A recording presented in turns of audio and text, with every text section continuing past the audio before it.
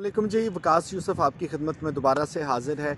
जिस तरह से बहुत सी ऐसी कहानियाँ होती हैं जो हमारी इलाकाई कहानियाँ हैं, लेकिन हम उन्हें समझते हैं कि these are the pearls of wisdom. इसमें सीखने की, सिखाने की, ज़िंदगी को समझने की बहुत सी गुत्थियाँ हैं जो कि सुलझ रही होती हैं। तो ऐसा नहीं है कि ये सारी कहानियाँ सिर्फ़ हमारे मुआशरे में हैं, बल्कि पूरी दुनिया के अदब में बहुत सी ऐसी कहानियाँ तश्कील पा चुकी हैं, तहरीर की जा चुकी हैं, जो कि एक नस्ल से दूसरी नस्ल को मुंतकिल होती हैं और लोगों को समाजी रवैयों को समझने में, समझाने में मदद देती हैं। इसी तरह की एक कहानी जो बदेसी कहानी है, उसको आज आपके साथ में शेयर कर रहा हूँ। और वो कहानी मुझे लगता है कि लिखी तो शायद किसी और देश के लोगों ने थी, सुनाई तो वहाँ पे जाती है, लेकिन हमारा भी मिजाज आजकल बिल्कुल वैसा ही हो गया। सो उसकी इतनी रेलेवेंस आपको मिलेगी कि आपको लगेगा कि नहीं, ये हमारे मुआशरे की ही कहानी है।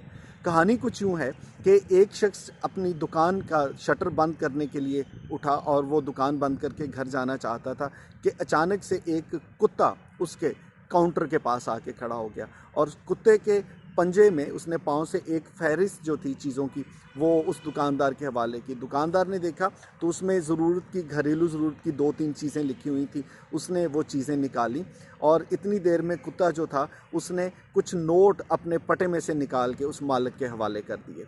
अब मालिक ने जितना पैसे बनते थे वो पैसे उसमें से काटे और बकाया नोट उस कुत्ते के पटे में डाल दिए।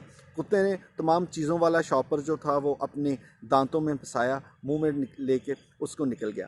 अब वो जो दुकानदार था वो बड़ा परेशान हुआ कि ठीक है, हमारे मुआशरे में, जिस मुआशरे की ये कहानी है, कि लोग कुत्तों को ट्रेन करते हैं। आप कोई बॉल फेंकते हैं वो उठा के ले आते हैं, कोई चीज़ कहते हैं वो हुक्म बजा लाते हैं, लेकिन इतना मुअद्दब कुत्ता, उसने कहा जी मैंने ज़िंदगी में पहली बार देखा कि जो घर का सौदा लेने के लिए दुकान पर आया, उसने मुझे फहरिस्त दी, सामान उठाया, पैसे भी दिए और वो सामान वाला शॉपर लेके अब दुकान से निकल रहा है। उसने जल्दी जल्दी शटर बंद किया और उसने कहा कि आज देखता हूँ कि ये कुत्ता, इसका मालिक कौन है और इतनी तरबियत उसने कैसे की।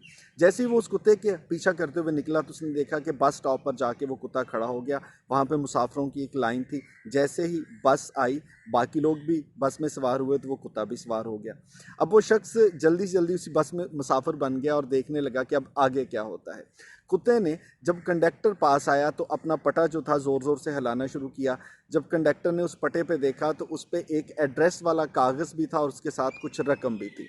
अब वो रकम बतौर किराया कंडक्टर ने रख ली और कुत्ते को इशारा कर दिया कि जैसे ही तुम्हारा स्टॉप आएगा मैं तुम्हें बता दूंगा। स्टॉप आया, कंडक्टर ने कुत्ते को अपने हाथ से इशारा किया कि इधर पास आओ, तो वो कुत्ता जल्दी से जाके दरवाजे के पास खड़ा हो गया।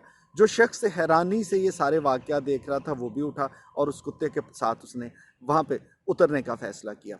अब बस रुकी, कुत्ता उस बस से नीचे उतरा, सामान वाला शॉपर उसके मुंह में है और उसने चलना शुरू कर दिया और वो दुकानदार जो उसका पीछा कर रहा था वो भी साथ ही हो लिया। अब उसने देखा कि थोड़ी दूर जाके एक मकान के बाहर उस कुत्ते ने बेल बजाना शुरू कर दी। अब वो बेल बजा रहा है और इंतज़ार कर रहा है कि कब दरवाज़ा खुले और दुकानदार बहुत से सवालात अपने जहन में लिए हुए इंतज़ार कर रहा है कि जब मालिक आए तो मैं उसको पहले तो ये बताऊं कि कितना तुम्हारा ताबेदार और सिखाया हुआ कुत्ता है और फिर मैं उससे मालूमात लूँ कि कैसे उसने इसकी इतनी शानदार तरबियत की। थोड़ी देर बेल बजाने के बाद जैसे ही घर का दरवाज़ा खुला, मालिक बाहर आया और उसके हाथ में छड़ी थी और उसने छड़ी लेके कुत्ते को पीटना शुरू कर दिया। वो शख्स बड़ा परेशान हुआ कि मैं तो कायल था कि इतनी तरबियत इस कुत्ते की कैसे हुई और इस शख्स ने इसको पीटना शुरू कर दिया। खैर, चंद एक छड़ियाँ खाने के बाद कुत्ता भाग के अंदर चला गया तो उस शख्स ने उस मालिक को आवाज़ दी और दुकानदार ने पूछा कि जनाब मुझे सिर्फ एक बात बता दीजिए कि ये आपके लिए इतनी दूर गया और वहाँ से सामान लेके घर तक वापस आ गया, आप इसको पीट क्यों रहे हैं? तो मालिक ने कहा कि इसको पता था कि ये मेरे सोने का वक्त होता है, ये चाबी अपने साथ लेके भी तो जा सकता था, इसने मुझे बेल बजा के जगाने की क्यों कोशिश की। इस कहानी से सबक ये मिलता है कि इंसान की तवक्कुआत दूसरों से जब बढ़ना शुरू होती हैं तो फिर उसकी कोई लिमिट नहीं होती। हम अपनी ज़िंदगी में वो लोग जो हमारे लिए कितना कुछ कर रहे होते हैं, कभी सोचें ना, तो हमारी तवक्कुआत भी उसी हिसाब से बढ़ना शुरू होती हैं और फिर बढ़ते बढ़ते किसी ने आपके लिए 100 में से 90, 95, 99 काम कर दिए, कोई एक काम अगर नहीं हो सका या रह गया, फिर उसके बाद हम ये समझते हैं कि भाई किसी ने हमारे लिए किया ही क्या है।